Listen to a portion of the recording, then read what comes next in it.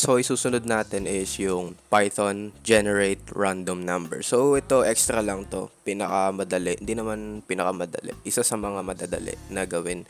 So, una, mag-i-import tayo ng library which is random. Ganito mag-import ng ng library. Built-in na to siya, built-in na to sa Python. So, import random. Tapos, print tayo ng ganito yung command, ganito yung function or syntax, random rand range 1 to 10. Ngayon, i-explain ko to. Itong random yung library. Tapos, rand range, okay, ibig sabihin nito, random number, de-generate siya ng random number na ang range is between 1 to 10 or within 1 to 10. So, ang pipiliin niya is nasa range lang ng 1, 2, 3, 4, 5, 6, 7, 8, 9, tsaka 10.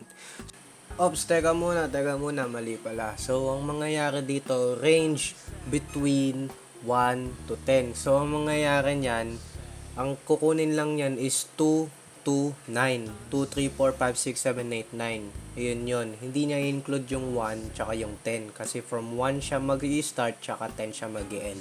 Okay, let's continue. So, mamimili siya dito kung ano yung yung pipiliin niya ditong number. And then testingin natin.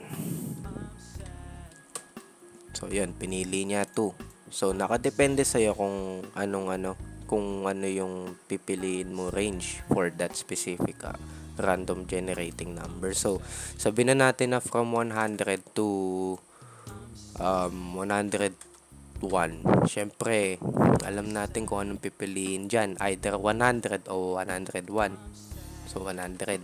100, 100, 100, 100, 100, 100, 100. So, mas mataas ang chance ng 100. So, palating gamitin for, halimbawa, gamitin for slots, raffle, ganun. Kung trip mo lang naman. So, ayun. Tapos na tayo sa Python generate a random number.